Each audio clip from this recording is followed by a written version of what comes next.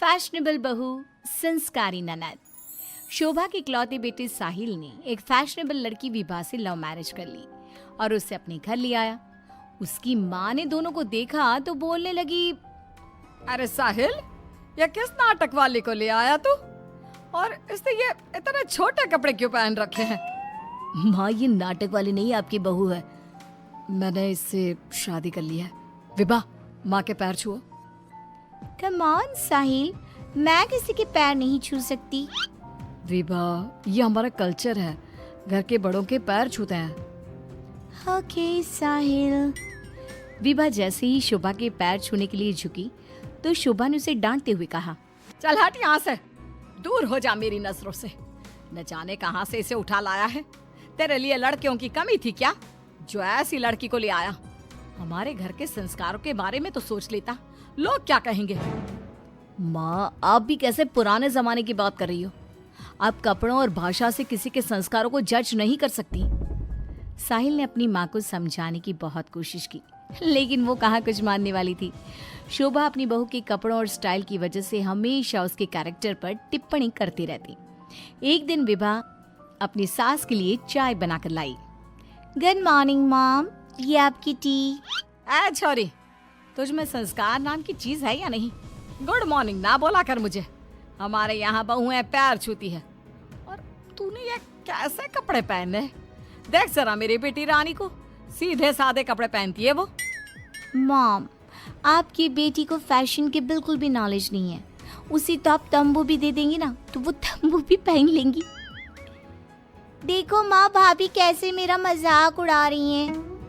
रानी, मैं तुम्हारा मजाक नहीं उड़ा रही, मगर जरा देखो खुद को, कैसी लग रही हो। तुम्हें फैशन का बिल्कुल भी सेंस नहीं है। कुछ तो लड़कियों वाली हरकतें किया करो। चलो कोई बात नहीं, मैं आ गई हूँ ना, सब सिखा दूंगी।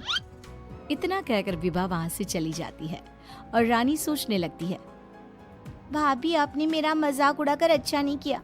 अब देखो मैं कैसे आपको इस घर से बाहर निकालती हूँ। अब रानी हर समय अपनी भाभी की कमियां ढूंढने में लगी रहती। रानी की माँ तो विभा से नफरत करती ही थी, लेकिन घर से निकालने के लिए जरूरी था कि साहिल भी विभा से नफरत करे। एक दिन घर में पूजा हो रही थी। घर के सभी सदस्य पूजा में शामिल हुए, लेकिन विभा नहीं हुई। जब पूजा खत्म हुई तो रानी ने कहा, भैया माना कि भाभी फैशनेबल हैं, लेकिन इसका मतलब ये तो नहीं कि वो भगवान में बिल्कुल आस्था ना रखे। उन्हें पूजा में तो आना चाहिए था ना। हाँ बेटा, तूने अपनी मर्जी से शादी तो कर ली, अब अपनी मॉडल बहू को घर के तौर तरीके तो सिखा दे। अपनी बहन और माँ की बात सुनकर साहिल विभा के पास गया और उससे कहने लगा, विभा, आज घर में पूजा थी, तुम क्यों नहीं आई पूजा में? पता है लोग कितनी बातें बना रहे थे। माय डियर हस्बैंड, इतना गुस्सा क्यों हो रहे हो? जरूरी नहीं कि भगवान को खुश करने के लिए पूजा में शामिल होना पड़े। जब भगवान को दिल से याद कर लो ना तो बस उसी समय होगी उनकी पूजा। विभा, तुम शब्दों के जाल में मुझे मत फंसाओ। मैं जानता हूँ तुम इन सब चीजों को नहीं मानती, लेकिन तुम माँ की खुशी के लिए ही चली जाती। कम ऑन डार्लिंग, तुम तो छोटी सी बात को खींच रहे हो। मुझे पूजा में जाने से कोई प्रॉब्लम नहीं थी। मुझे किसी ने बताया ही नहीं पूजा के बारे में।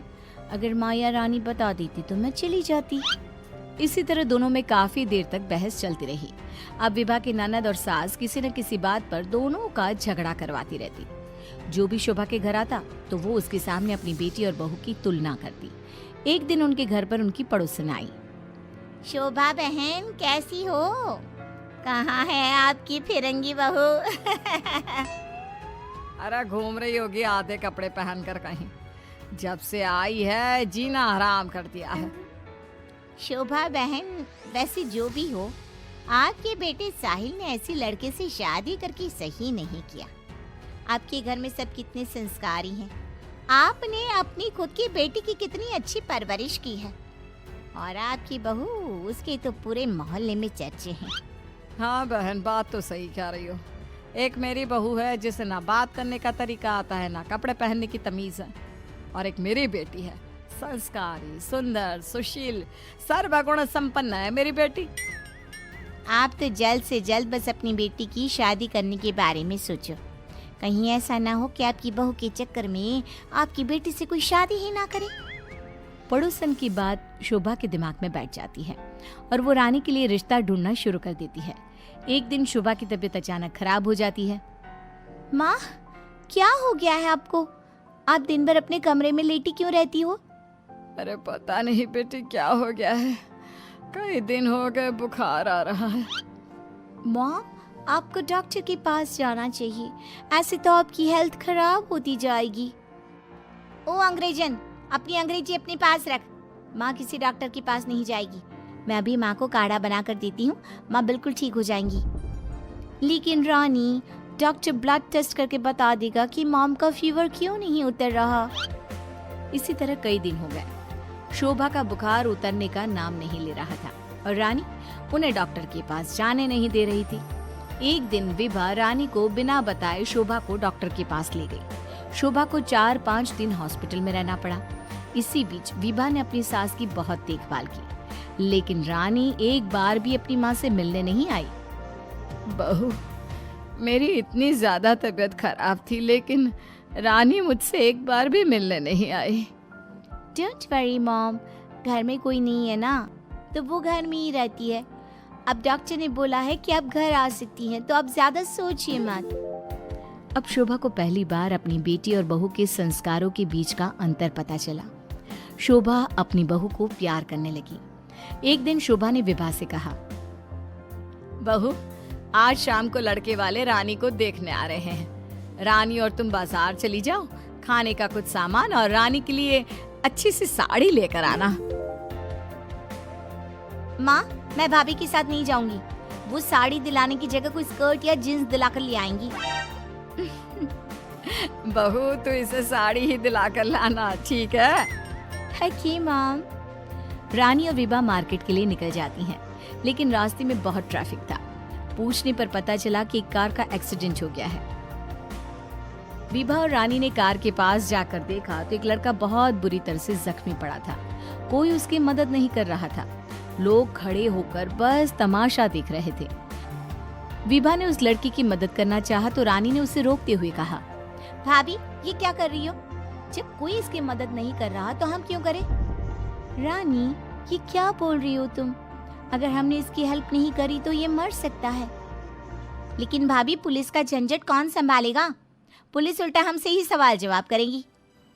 वो सब बाद में देखेंगे, पहले इसे हॉस्पिटल पहुंचाते हैं। विभा और रानी उस लड़के की जान बचा लेती हैं और उन्हें घर आने में देर हो जाती है। शोभा उनसे पूछती है, तुम दोनों को इतनी देर क्यों हो गई आने में? देखो शाम होने वाली है, लड़के वाले किसी भी समय आते होंगे। माँ, आपकी लाडली बहू की वजह से देर हो गई। मुझे आज पता चला भाभी को समाज सेवा का शौक भी है। रानी ने पूरी बात अपनी माँ को बता दी। शोभा ने बहू को डांटने की जगह उसकी तारीफ की। वो तीनों बात कर ही रहे थे, तभी साहिल वहाँ आकर कहता है, माँ, जो लड़का रानी को देखने आने वाला था उसका एक्सीडेंट हो गया है। क्या? ये तो बहुत बुरा हुआ। ठीक तो है ना वो? हमें जल्दी उसे देखने जाना चाहिए। माँ, वो ठीक है, उसके घर वाले बता रहे थे कि 2 लड़कियों ने उसे हॉस्पिटल पहुंचाया है।